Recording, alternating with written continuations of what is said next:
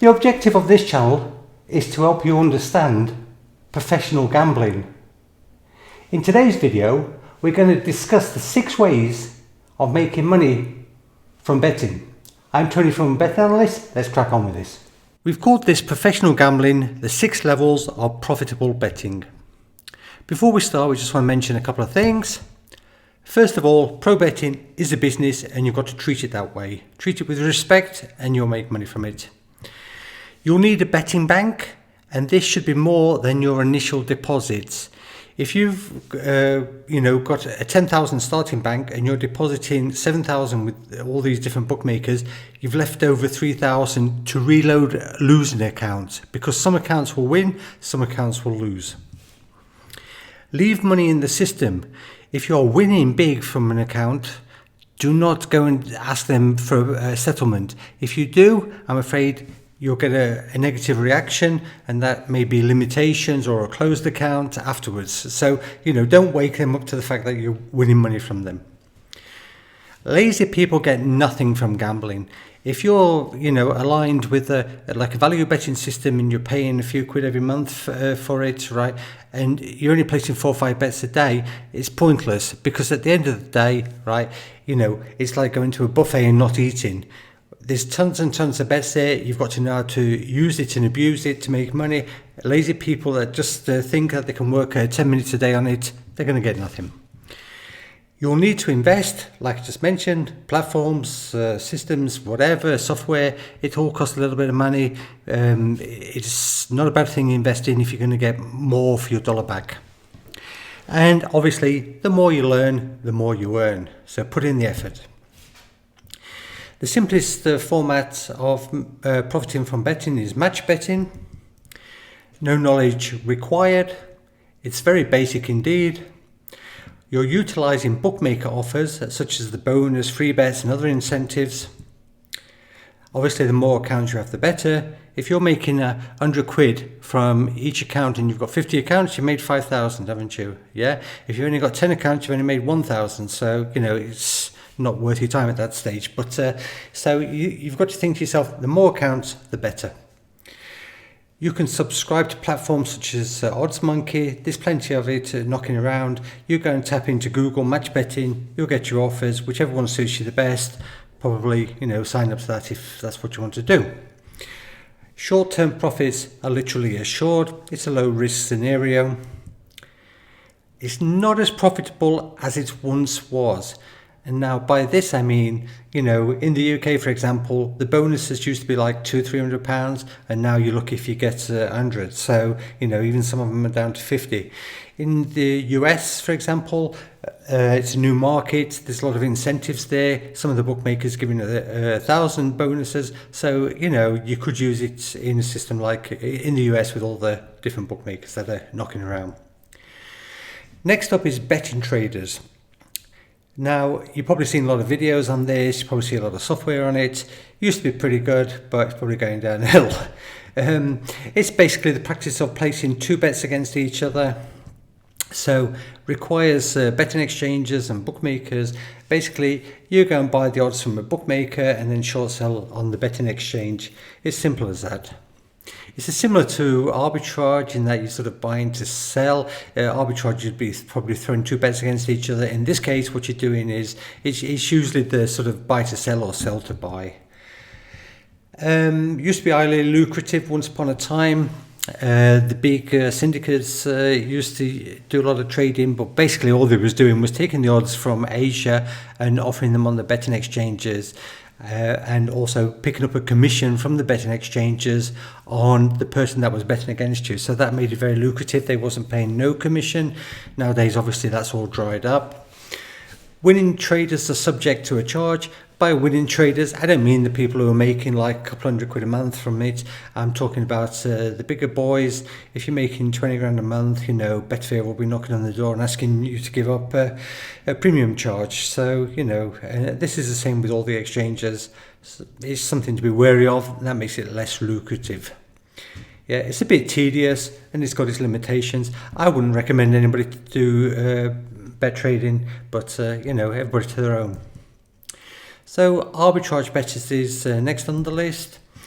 It's betting both sides of a coin with an advantage, similar to drop shipping in no risk profit. Yeah, you need many betting accounts. So the big boys, for example, that are doing this business, right? They've got account openers. They get people, they give them a bit of cash, and they allow them to use their betting accounts, their ID, or whatever it is to keep bookmaker accounts open. The problem is with arbitrage betting is that you're often giving value back to the bookmaker. We'll explain that in a minute. But for example, look, when arbing is okay, is let's say somebody's throwing a coin and they're offering you 205 on heads and 205 on tails. You go and take it, you put 100 on each if that's the limit, or if it's 1,000, do it like that. Because it guarantees you an absolute profit at the end of it. But that's not always the case. A lot of arbitrage bettors would be getting like 220 on the heads, right? But only 190 on the tails. Now, the 190 on the tails is obviously no value because the true odds are 2, but they still bet it because it's an arbitrage. You see, they've got the 1.9 and 2.2, and it guarantees them a profit if they put them off against each other. So just one tip, if you are arbitrage betting, make sure you take the outstanding odds first. So that means, a lot of the cases you get the line there, like 10 bookmakers all offering 1.9 on Team A, but only one bookmaker is offering on Team B 220. Go and take the 220 first and then cover yourself with a 1.9 afterwards if that's what you want to do. I don't recommend it, but everybody to their own. So value bettors tier 1, this is a much better option in my opinion. You only need to worry about betting one team, it's easier to control. You're not giving expected value back to the bookmaker, just like I just mentioned in the other scenario. You understand that there's a need for more betting accounts, so you're always looking for new betting accounts, new angles, because every betting account is worth something to you. Now, there's plenty of value betting software available out there. Again, it's a Google thing. We're also going to do something on that later. We'll mention that in a second.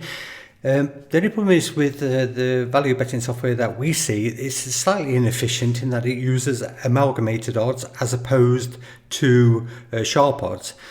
That probably leaves it more inefficient than doing it for yourself, but again, it works as long as you sort of give yourself enough of a margin to cover this scenario.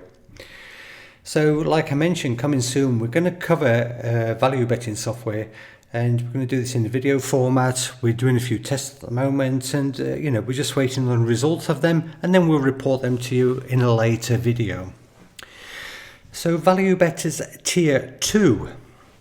This is when you would, be a little bit more sort of clued in, develop your own betting software. You would then track sharp bookmaker odds as opposed to amalgamated odds, because it would give you a better idea of the real market. Incorporate Asian betting accounts, okay? Higher limits, more accurate with the odds. It gives you something to sort of balance off against. And also, obviously, you can set your own parameters in this situation. So, if you only want to bet basketball, then that's what you do. You set your NBA, you just fix it on that. If you just want to bet certain football leagues, or you want to do other boundaries, that the percentage should be this or that, or it should be different for different scenarios, then, you can obviously set that by yourself, yeah? And of course, you can use a little bit of an advanced system for the actual, working back of the balancing of odds. So the last thing I want to mention about value bettors, if you are good at it, then you want to really focus on in-play markets, because bookmakers have less control over them. They can't see what the opposition is giving. It's all generated stuff, and it does give you a little bit more sort of longevity with your betting account. So now more to what we do, which is like opinion betting, but we do it to a slightly bigger level to what I'm going to mention at the moment, but it's simple. You really need to be sharper than the bookmakers. Yeah. Understand that betting is all about the odds. You don't have a favourite team when it comes to opinionated betting. You've just got to go with wherever the value is. You're figuring that out for yourself all the time. Yes. Often people that do opinion betting are specialising in one sport. The reason for that is, they can gain more knowledge, they can really work at it. It might be local to them, they might be able to get into foreign markets with it. It just depends, but specialising in one sport sort of gives you a little bit more of knowledge base. What do they say? A jack of all trades, a master of none. In this case, it's the opposite. You also need to understand how to market read. So, your timing of bets. Somebody asked me the other day, can you beat Pinnacle lines? Of course you can beat Pinnacle lines. I mean, they're there to be beaten. But the moral of the story is, right, you've just got to time your bet with Pinnacle. They're dynamic orders. They're moving up and down all day depending on the weight of money being placed. Pinnacle are not making these lines once they've actually been set in stone. Then they just let the money work in the system, and it works like an exchange, supply and demand. So, you've got to do a little bit of iceberging at this stage, and you can do well if you know how to time your bets. And if you are sort of specialised in, obviously you're not going to be producing quite as many bets as if you was taking a more general approach, and that means you'll have to probably get bigger dollars down. This is not like the sort of 0.5% of your bank. You're probably going to be going in with bets of like 4 or 5% even. Who knows? It just depends on your expertise level and the number of bets you're coming up with.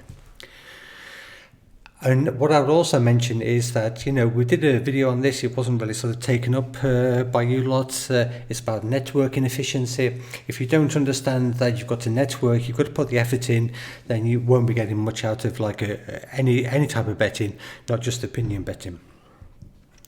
So let's move on to betting syndicates. Obviously, this is a structured business, which means a big investment. They might have a sort of central office, say in London, where the company's registered, and then they've got minor branches in other countries where they can bet from, or where they have bet places, so they can move money around, bank accounts, etc., etc. They will employ specialist people, and obviously, when you start getting software developers, or you start getting deep into the maths, you need people with knowledge. And this is not like somebody working for McDonald's. It's quite costly. So they are literally fully optimized to take advantage, and by that we mean sports modeling. If you can do some sports modeling, it should be at least a model that functions. But, the idea is that you can churn out a lot more bets. Or at least you're getting notified of the potential of a lot more bets, and then you can make a decision.